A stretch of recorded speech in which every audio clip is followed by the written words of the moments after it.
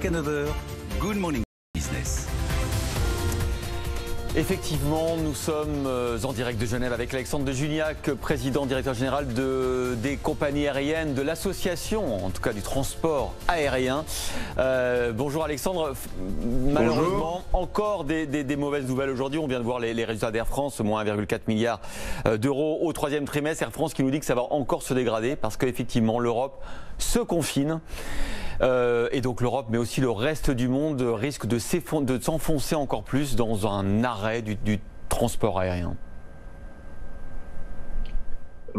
Enfin oui, c'est vrai, la situation du transport aérien est catastrophique. Hein. Le trafic intercontinental a chuté de plus de 90%. En Europe, on est à peu près à un tiers, 35% du trafic que nous connaissions l'année dernière, en 2019. Donc la situation de la compagnie aérienne est plus que préoccupante, elle est très très grave. Et donc je ne suis pas étonné qu'elle publie des résultats qui soient très très négatifs. Le nombre d'emplois qui est menacé maintenant dans notre secteur, dans l'ensemble du monde, c'est plusieurs millions.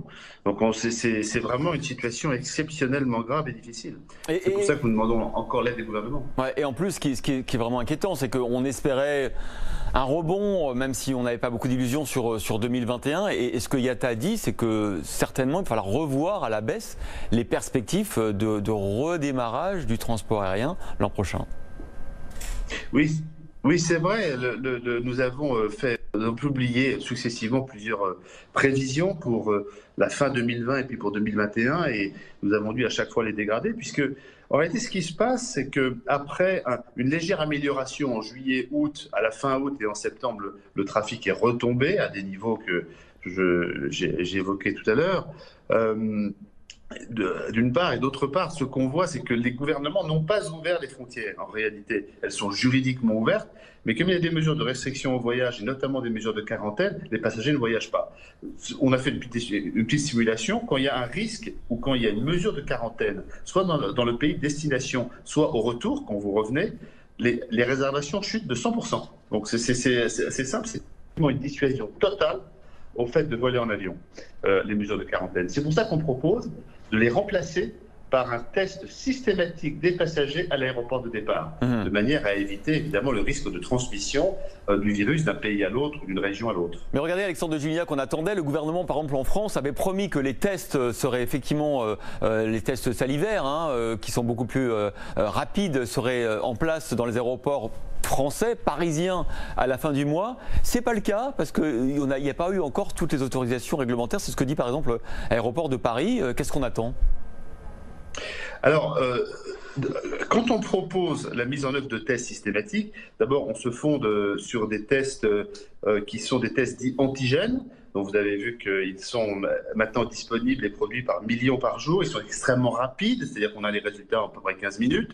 Ils sont d'un coût très abordable, puisqu'on est entre 6 et 8 dollars ou francs suisses, puisqu'ils sont produits par un laboratoire suisse, ou euros, disons, par test. Et donc, on approche les chiffres ou les critères qui permettent de déployer ça sur l'ensemble du monde. Néanmoins, on a besoin des autorisations et de la confirmation de l'autorité sanitaire, comme quoi elle considère que ce processus de test systématique est suffisamment sécurisé pour éviter de réimporter ou de transmettre l'infection d'un pays à l'autre. Donc c'est ça qu'on attend. On est raisonnablement optimiste, mais il faut bien reconnaître que nous fondons ce processus sur des tests qui sont nouveaux, avec non pas qu'ils soient une technologie très très très nouvelle, mais ils se sont beaucoup améliorés. On a amélioré leur sensibilité. Donc on a diminué le risque de laisser passer des gens infectés. On l'a diminué de manière significative, mais il faut que ce soit bien confirmé et accepté par les autorités sanitaires. Mais on est raisonnablement optimiste, ça va marcher. Et Alexandre de notamment Juniac, la France est plutôt en avance. Oui, alors on attend encore les aéroports parisiens pour qu'ils mettent en place effectivement les tests antigéniques. Alexandre de Juniac, on n'est plus maintenant à une crise conjoncturelle du transport aérien. On sent bien qu'on va peut-être vers une transformation profonde du marché parce que d'abord on ne sait pas combien de temps va durer l'épidémie. Ensuite, les habitudes de voyage ont sans doute changé, notamment le voyage d'affaires. Ça mettra des années sans doute avant de devenir comme avant. Qu'est-ce qui va se passer dans le transport aérien mondial? Est-ce qu'on est à l'aube de profondes restructurations, de disparition de compagnies, de rachat de compagnies par d'autres? Alors, il est probable que le secteur sortira de cette crise plutôt réduit, c'est-à-dire il y aura moins d'acteurs, ils sont probablement un peu moins grands, avec desservant moins de destinations, ce qui est une très mauvaise nouvelle. Hein. Ce n'est pas uniquement une très mauvaise nouvelle pour les compagnies aériennes, c'est une nouvelle catastrophique. C'est aussi une assez mauvaise nouvelle pour les passagers, parce que ça veut dire qu'ils auront moins d'accès à moins de destinations, moins de liberté de se déplacer.